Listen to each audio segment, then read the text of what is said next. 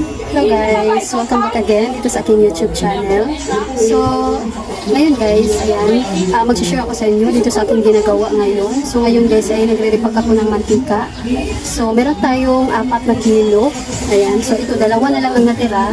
Then, meron pang natira sa 2 litro na aking nire-repack. Ayan, ito guys, ayan, nag-repack ako ngayon ng tag 5 pesos dahil naubusan ako ng tag 5 na mantika. So, ito guys ay mabentang-mabenta dito sa ating tindahan. Then, kapag ayan, nire-repack natin guys ng patingi-tingi ang ating mantika, malaki ang ating kikitain dito. So, ngayon guys, nagmahal na ang ating mantika. So, noong mura na ang mantika, umabot guys ng 77.65. So, ayun guys, yun ang pinakamura dito nung bumaba na ang presyuhan ng mantika dito sa amin. So, ngayon guys ay tumaas na naman ito. Then, umabot siya ng saan na ba yun? So, umabot siya guys ng 79 pesos point something. Then, umabot na naman ng 84 pesos. Ayan, so meron lang bumili. So, nandun guys, meron nagbabantay. At ngayon, so last na pamimili namin nung Sabado. So, umabot na guys ng 86 pesos ang 1 litro ngayon ng mantika dito sa amin. So, ngayon guys, naubusan ako ng tagpa 5 pesos. Nagre-repack na naman ako, pero yung aking sukat ng aking tagpa 5 pesos, hindi ko binago yung aking sukat ng aking tag 5 pesos. Yun pa din guys ang aking bentahan dahil nasa 8 pesos lang naman ang tumaas sa 1 litro ng mantika. So, meron pa din tayong kikitain. So, ngayon guys ay meron pang kaunti. Ayan, sa 2 litro ng mantika. So, ito na ang aking nagagawa. Then, hindi ko pa ito nabilang. Then, merong kaunti na natira. So, i-repack ko din ito guys. Ayan. At titingnan natin kung ilan ang aking nagagawa at ayan, magkano ang ating kikitain. So, masasabi ko guys na malaki talaga ang ating kikitain kapag nirepack ko itong mantika. Dahil nag-repack na ako nito at ayan, kaysa sa yung tagwa 1/4 at saka yung mga tag 1 litro, kakaunti lang ang ating kikitain doon. So, ngayon guys, ayan, ito yung aking vlog for today. So, mag-share ako sa inyo sa kita ko dito sa aking pag-repack ng mantika. So, meron tayong 2 litro. Ayan, so pagkatapos ko nitong tagpa 5 pesos na 2 litro na aking ginawa, so isusunod ko na naman itong 1/4 na mantika. Ayan, so bitahan ko ngayon ng 1/4 is 20 pesos. Ayan, so 86 pesos ang puhunan ko ngayon ng mantika. So, ayan guys, pwede rin kapag madali akong matapos, i-share ko rin sa inyo guys itong 1/4 ko na mantika. Ayan, so tingnan natin kung ilan ang aking magagawa sa 2 litro at magkano ang aking kikitain dito. So, ayan guys, keep on watching. So, muntik ko palang makalimutan guys, i-share sa inyo kung anong plastic ang ginamit ko sa aking tagpa 5 na mantika. So, ito guys ang aking gamit na plastic. Ayan, Havana. So, mas maganda kasi itong Havana dahil rubberized siya. Pwede rin Torino. Ayan, so ito yung gamit ko. Then, 1 1/4 ang size na aking gamit. Ayan, 1 1/4 by 10. So, ayan. Then, meron naman tayong tagwa 1/4 na ginawa. So, ito guys, ang aking gamit. 3 by 10. So, ito is Torino. Pwede rin Havana. Ayan, so 3 by 10. Dahil ito guys is matagal siyang mabutas. At, ayan, hindi siya madaling mabutas talaga. Hindi siya madaling masira. Para siyang rubberized. So, ito yung gamit ko na mga ginagawa ko dito. Lahat ng aking mga repack, mga ice tubig, ice, ayan, lahat guys, ang aking ginagamit is Torino or Havana. So, ayan guys, keep on watching.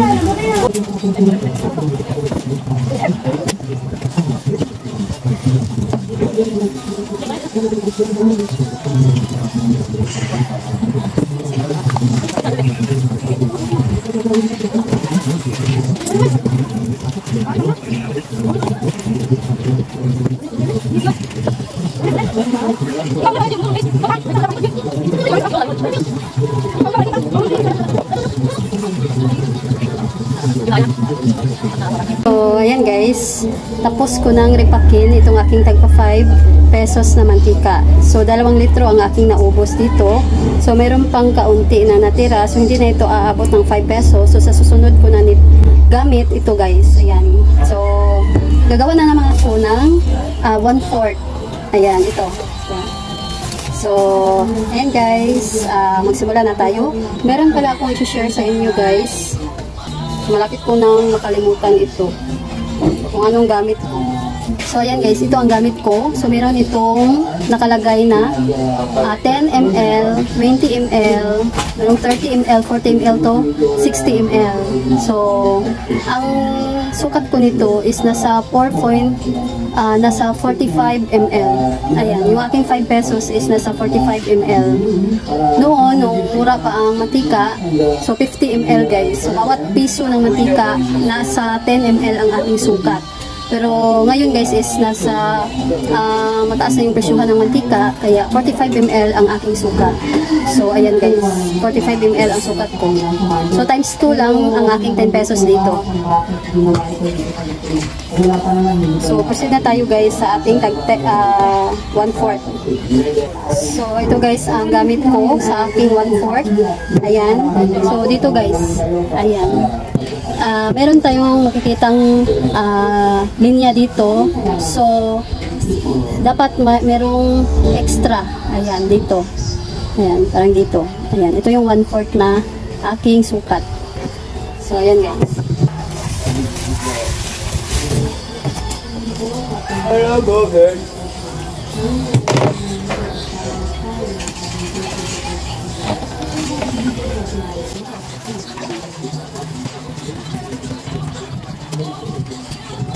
Yan, ganito pa lang.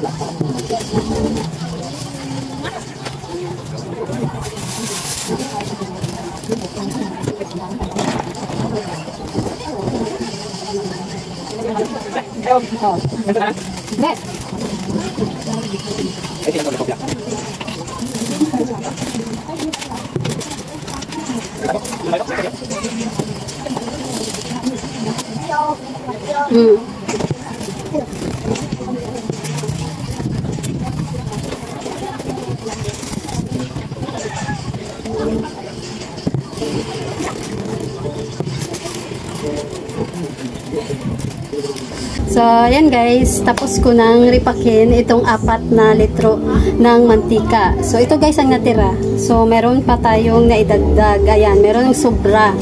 So, ito is idadagdag natin sa susunod na gawa natin itong ripak natin. So, ayan guys, ito wala ng laman. So, ngayon, bibilangin natin guys kung ilan ang aking nagagawa dito sa tag 5 pesos at sa tagwa 1/4. So, bawat 1 kilo, nakagawa tayo ng 6 na tagwa 1/4 na mantika. So, ito. So, bibilangin natin guys, unahin natin itong 1/4. So, meron tayo sa 2 kilo ng mantika, 86 ang puhunan, i-times 2. Ayan, 172 ang ating puhunan.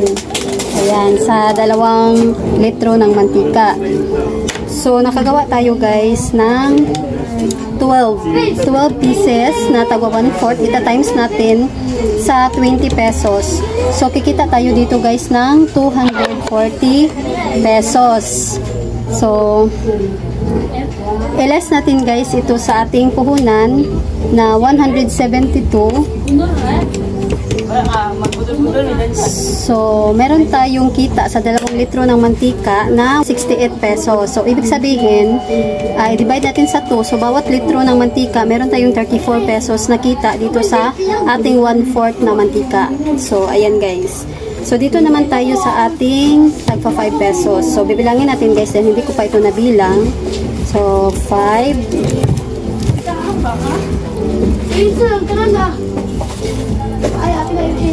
10 15 20 25 30 35 40 45 52. So, ayan. So, 52 lahat guys ang aking naripak na tagpa 5 pesos na mantika. So, 52 times 5. So, 260 guys ang ating kita lahat kapag ito ay nabenta. I-less natin guys sa ating puhunan. Ito is 172 sa 2 litro. Less 172. So, ito guys ang ating kikitain sa ating 2 litro ng mantika na tagpa 5 na ating repack. Meron tayong kita na 88 pesos. So, ito guys ang tubo natin sa ating tagpa 5 pesos na mantika. So, ibig sabihin sa bawat litro ng mantika, ayan, meron tayong tubo na 44 pesos bawat litro. So, ayan guys, dito sa ating tag 5 pesos na mantika, bawat litro nito, meron tayong tubo na 44 pesos. Then, dito naman sa ating tag 1/4, meron tayong tubo na 34 pesos. So, ayan guys, mas malaki talaga ang kikitain natin dito sa ating tinging mantika. So, hindi na lang natin guys isasama ang ating dito sa ating plastic dahil yung plastic natin meron pa namang mga kalahati na natira dahil 100 pieces naman ang laman dito sa ating plastic. So, ayan guys, nag-share lang ako dito sa aking mga ginagawa sa aking tindahan. So, ito yung aking diskarte para mas malaki ang aking kikitain dito sa aking tindahan. Dahil ito guys, ito talaga ang mabenta araw-araw. Pwede, ito rin, mabenta rin naman itong 1/4. Ayan, ito yung kapag madamihan ang kanilang niluluto, kapag nagpiprito ng mga isda, manok. So, ito guys ang kanilang binibili sa akin. 20 pesos ito. Noong nagbaba ito guys, naging nung naging 76 ata yun.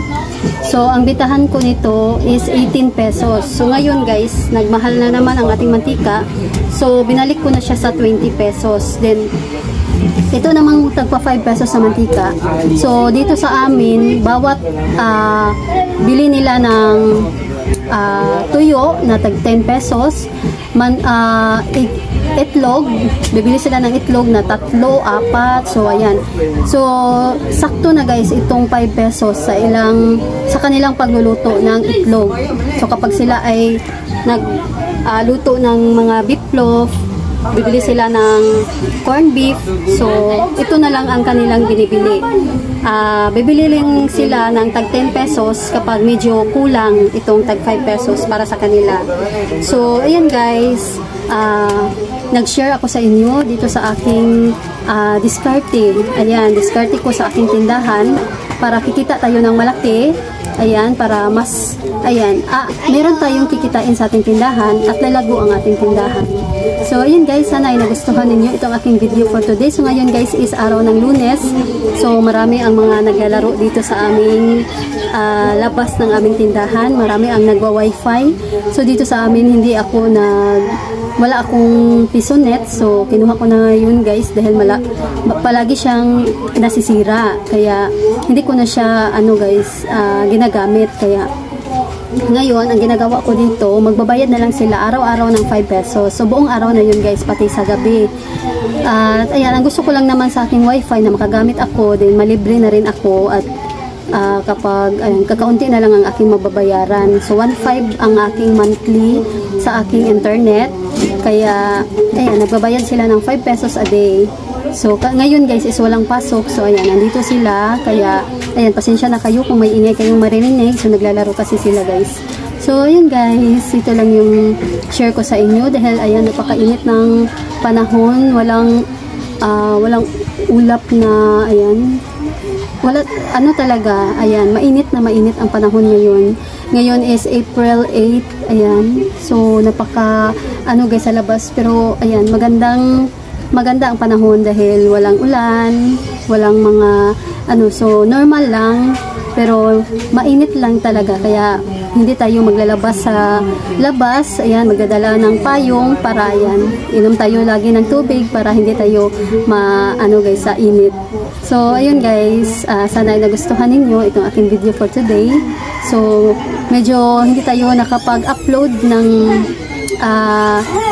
palagi ng ating guys, dahil medyo na-busy na talaga. So may times na pag na-busy na, hindi na tayo makapag-upload ng video. So pasensya. So ngayon guys ay ano pa ako guys, kaya ayan, so gagawa ko ng paraan para makapag-share ako ng madami sa inyo. So yun guys, thanks for watching.